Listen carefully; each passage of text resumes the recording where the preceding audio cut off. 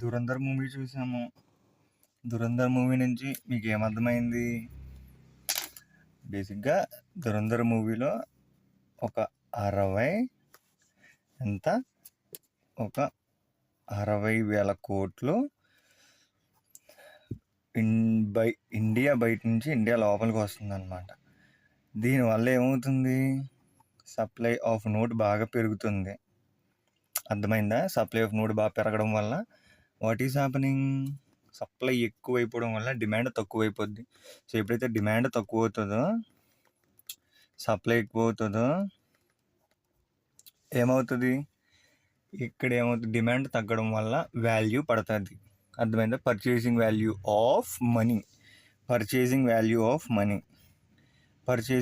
Of money పడిపోవడం వల్ల కూడా రేట్లు పెరుగుతూ ఉంటాయి. ఇప్పుడు 60,000 కోట్లు లోపలికి వచ్చాయి అనుకుందాం. ఇండియా లోపలికి వస్తే ఏమవుతుంది? సగటు మనిషి దగ్గర అందరి దగ్గరికి వెళ్తుంది అన్నమాట. అర్థమైందా? సగటు మనిషి దగ్గరికి ఈ డబ్బు వెళ్ళేసరికి ఏమవుతుంది? ఈ డబ్బు అలా ఎటువైపు వెళ్తుంది? ఎకానమీలోకి వెళ్తుంది. ఎకానమీలోకి ఎప్పుడైతే వెళ్ళిందో ఈ మనీ వాల్యూ పడిపోవడం వల్ల అందరి దగ్గర రోజుకు 10,000 వచ్చాయనుకోండి. ఒక రోజులో అందరికీ 10,000 వచ్చాయనుకోండి. యూపీలో కానీ ఎక్కడన్నా వస్తే బేసిక్గా అక్కడ ఏమైంది? ఎప్పుడైతే 10,000 అందరి దగ్గర వచ్చిందో, అందరి దగ్గర ఈజీ అమౌంట్ ఉన్నట్టే కదా. So easy mode of notes వాళ్ళ దగ్గరికి వచ్చాయి. బేసిక్గా నోట్లు సగటు మనిషి దగ్గరికి ఎలా రావాలి? వస్తే త్రూ బ్యాంక్స్ సెక్యూరిటైజేషన్ అని చెప్పి ఒకటి వస్తుంది కాన్సెప్ట్. వీటి నుంచి కొన్ని బాండ్స్ ఉంటాయి. ఈ బాండ్స్ నుంచి ఇన్వెస్టర్కి వెళ్తుంది. అండ్ ఈ ఇన్వెస్టర్ వల్ల ఆర్ బయ్యర్స్ వల్ల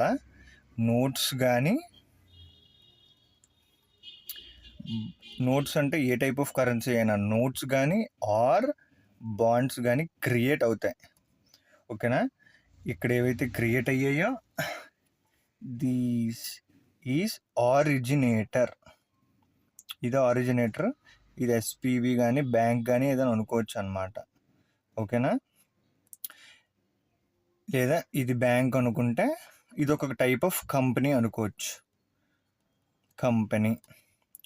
వీటిలోకి వెళ్ళాలంటే కొంచెం టైం పడుతుంది. బట్ బేసిక్గా తర్వాత అర్థం కావడానికి ఇప్పుడు చెప్తున్నాను అన్నమాట. సో ఇలాగా నోట్స్ అనేవి రెడీ అవ్వాలన్నమాట. అర్థమైందా? నోట్స్ ఇలా రెడీ అవ్వాలి, ఇలా తయారవ్వాలి. ఇలా కాకుండా ఇలా వచ్చింది అనుకోండి, ఇలా వస్తే it is not valuing the money. అర్థమైందా? ఆ రూపీ వాల్యూ పడడానికి గల కారణాలు ఇవి. అండ్ ఈ rupee should balance with dollar. ఎక్కడెక్కడ ఏమవుతుంది? సెంట్రల్ బ్యాంక్స్ మేనేజ్ అవుతుంది డాలర్ వల్ల. అండ్ ఆ సెంట్రల్ బ్యాంక్స్ నుంచి డీలర్ బ్యాంక్స్ అని ఉంటాయి. డీలర్ DEALER డీలర్ బ్యాంక్స్ అని ఉంటాయి. సెంట్రల్ బ్యాంక్స్ నుంచి ఇక్కడి నుంచి ఇవి ఎక్కడికి వస్తాయి? సివిలైజేషన్లోకి వస్తాయి. ఇక్కడ ఎకానమీలోకి వెళ్తుంది. సో ఇవన్నీ దాటుకొని వస్తేనే బయటికి సప్లై డిమాండ్ వెళ్తుంది అన్నమాట. మార్కెట్లోకి వస్తాయి. ఇక్కడ ఈ మార్కెట్లో వి విల్ సీ ఏం చూస్తాం మనం ఈ మార్కెట్లోని? వీళ్ళ ఖర్చు ఎంత, సిపిఈ పర్సనల్ కన్జంప్షన్ డేటా, దాని నుంచి జాబ్స్ డేటా, దాని నుంచి ప్రొడక్షన్స్. ఓకేనా? ఇది కన్జ్యూమర్ పర్స్పెక్టివ్ నుంచి.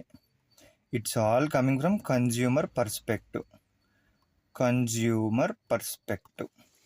ఏదో చాలా సింపుల్గా లేపిస్తాను కానీ పెద్ద కాన్సెప్ట్లు అనమాట ఇవి తర్వాత అర్థం అవ్వాలన్నమాట.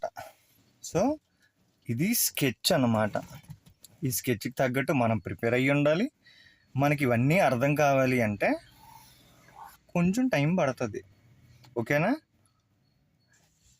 ఇక్కడ ఇవన్నీ దాటుకుని రాకుండా వీఆర్ జస్ట్ ఒక 10,000 వస్తుంది అనుకోండి, ఇలాగా ఒక మనిషి దగ్గరికి, సగటు మనిషి దగ్గరికి.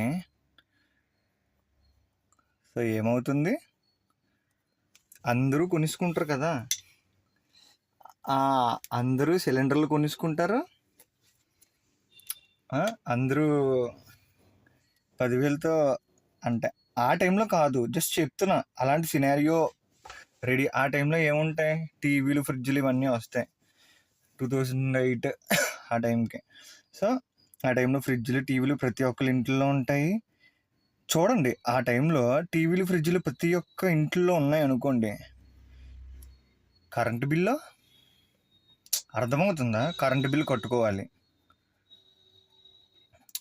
కరెంటు బిల్ అంటే గవర్నమెంట్కి ఎలక్ట్రిసిటీ క్రైసిస్ వస్తుంది. ఆ టైంలో కానీ ఇలా వచ్చేస్తే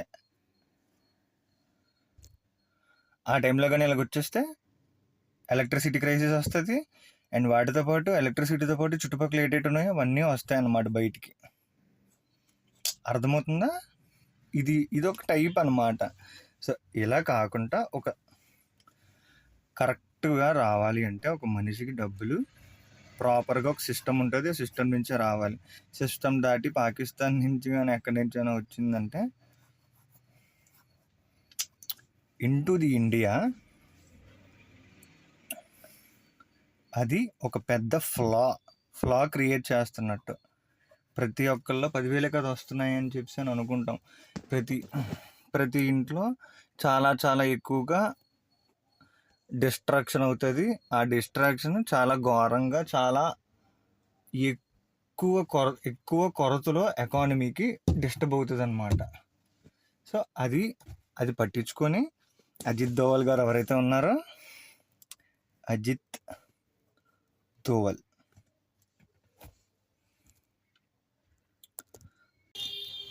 సో అలాగే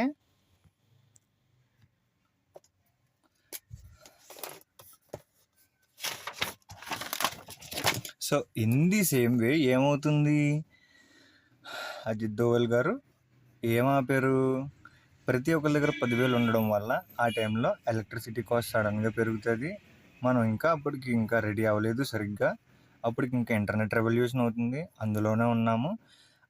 ఆ టైంలో ఫర్ సపోజ్ అది ప్రతి ఒక్కరి దగ్గర 10,000 ఉన్నాయి కదా, ఫ్రిడ్జ్ ఒక 3,000, ఒక 4,000, అంత 5,000 పెట్టి ఫ్రిడ్జ్ కొనేసారు అనుకోండి. ఇంకొక 5,000 పెట్టి ఏంటి ఏసీయో, టీవీయో కొనేసారు అనుకోండి. వాళ్ళ ఇంట్లో ఏదైతే లేవో ఇవి సర్వైవల్ మోడ్లోకి వెళ్తాయి. ఇవి ఆ టైంలో అవే కదా సర్వైవల్ మోడ్. ఆ టైంలో అవి లగ్జరీస్ సర్వైవల్ మోడ్లోకి వెళ్ళిపోతాయి అనమాట ఆటోమేటిక్గా. అది అలా వెళ్ళనివ్వకుండా ఈయన అడ్డుకున్నారు. దురంధర్ లాంటి వాళ్ళు అడ్డుకున్నారు. సినిమా చూసాం కాబట్టి. సో అన్ని మంది ఒక షాప్ మీద వచ్చి పడిపోయారు అనుకోండి, టీవీలు, ఏసీలు. సో అక్కడ వాళ్ళు కూడా రేట్లు పెంచుకుంటా వెళ్తారు. అర్థమైందా? ఎలక్ట్రిసిటీ అప్పటికి ఇంకా ఎక్కువ అయిపోద్ది. ఎలక్ట్రిసిటీ కూడా ఎక్కువ రేట్ పెంచుకుంటా వెళ్తారు. ఒక యూనిట్ కాయిల్ తిరిగితే, ఆ టైంలో కాయిల్స్ తిరుగుతాయి, ఒక యూనిట్కి 5 రూపాయలు ఎంతో వేసుకోండి, చచ్చి పడతారు అప్పుడు. అర్థమైందా? ఇవన్నీ వాళ్ళు చేశారనమాట. ఇదంతా ఫేక్ కరెన్సీ. ఇది ఫేక్ కరెన్సీ. ఇది కాకుండా there is another fake currency. ఇది కాకుండా ఫేక్ కరెన్సీ ఒకటి ఉంది, అండ్ ఫేక్ రియల్ అని చెప్పి ఇంకో 2 ఉన్నాయి.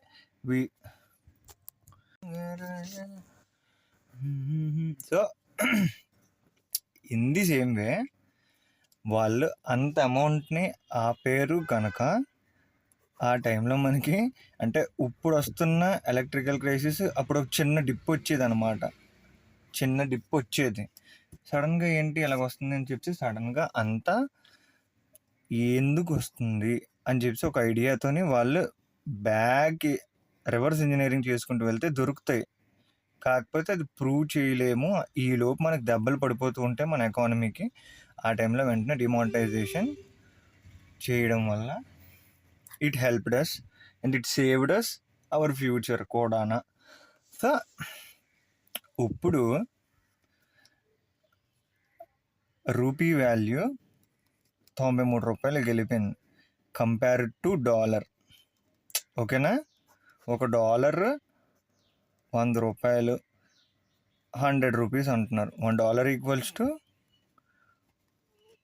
100 రూపీ. మనమే ఇంత గట్టి కంట్రీ, మనమే 100కి వెళ్ళిపోతుందంటే పాకిస్తాన్ ఎక్కడికి వెళ్ళిపోద్ది? చిన్న కంట్రీస్ 149 ఉన్నాయి. చిన్న కంట్రీస్ అవి ఎక్కడికి వెళ్ళిపోతాయి? ముందు ఎక్కడికి వెళ్తుంది వార్? స్ట్రైట్ ఆఫ్ హార్మోస్ అని చెప్పి ఈ ఒక్క కంట్రీ ఇరాన్ ఆక్యుపై చేసేయడం వల్ల, ఈ స్ట్రైట్ ఆఫ్ హార్మోస్ క్లోజ్ అయిపోవడం వల్ల మనకి ఎనర్జీ క్రైసిస్ వచ్చింది. Next internet cables, red sea, ఇవి కూడా కైండ్ ఆఫ్ థ్రెట్ అనమాట. రెడ్ సీ కూడా థ్రెట్లోకి వెళ్ళిపోద్ది, ఎనర్జీ క్రైసిస్ అవుతుంది. ఇరాన్ వాళ్ళతో చేసుకున్న డెసిషన్స్ వల్ల క్రూడ్ పోతుంది, సరిగ్గా లేదు. క్రూడ్ ఆయిల్తో ప్రాబ్లం అవుతుంది, సిలిండర్లతో ప్రాబ్లం అవుతుంది. గుడ్ ఎగ్జాంపుల్ ఒకటి ఇస్తాను, ఇప్పుడుగా సండే ఇస్తాను, నీట్గా బాగుంటుంది, మీకు అర్థమవుతుంది. సో నెక్స్ట్ టైం మీరు అలర్ట్గా ఉంటారు, ఎలా చేయాలి ఏంటి, ఎలా ప్రికాషన్స్ తీసుకోవాలి అని చెప్పి. ఎల్ఎన్జి, సిఎన్జి ఇవన్నీ పోతున్నాయి ఫర్టిలైజర్కి. అంటే ఒక ఫుడ్ చైన్ దెబ్బ తినేస్తుంది అనమాట ఒక్క క్రూడ్ ఆయిల్ వల్ల. అర్థమవుతుందా? ఇంత ఘోరంగా ఉంటుందన్నమాట, ఇంత అన్ఎక్స్పెక్టెడ్గా ఇలా ఉంటుందన్నమాట. ఇది పెద్ద ప్రాబ్లం ఇప్పుడు. సో ఈ ప్రాబ్లం నుంచి బయటికి రావాలంటే క్రూడ్ సప్లై చైన్ తెలియాలి, సప్లై డిమాండ్ తెలియాలి. ఎల్ఎన్జి సప్లై డిమాండ్ తెలియాలి, ఎల్పిజి సప్లై డిమాండ్ తెలియాలి. ఎల్పిజితో పాటు డాలర్ స్ట్రెంగ్తన్ అవుతుంది, ఇది కూడా ఒకసారి చూడాలన్నమాట. వీటితో పాటు రూపీ ఎంత స్ట్రెస్ ఫీల్ అవుతుందో చూడాలి. ఈ స్ట్రెస్ నుంచి బయటకు రావడానికి ఇప్పుడు స్ట్రైట్ ఆఫ్ హార్మోస్ ఉన్నది, వీళ్ళు ఇరాన్ దగ్గర ఉంది కాబట్టి మా ఇష్టం మేము మడ్డేసుకుంటామని చెప్పి అని అంటారు. అలాగే ఇండోనేషియా దగ్గర స్ట్రైట్ ఆఫ్ మొలాకో ఉన్నది, అది కూడా అడ్డేస్తానంటే చైనా నుంచి వస్తున్న సెమీ కండక్టర్స్ అనమాట. అవి అడ్డేసుకుంటే మొత్తం జల్ల పడేది మనకి, పెద్ద జల్ల. అర్థమైందా? అవి ఏం పడకుండా జాగ్రత్తగా సేఫ్గా చేసుకుంటా వెళ్తున్నారు. సో ఈ డార్క్ సైడ్ వెళ్ళిపోకుండా ఇవన్నీ ముందు తెలుసుకుంటా ఉంటే మనం చాలా ముందుకే ఉన్నాము అని చెప్పి. అసలు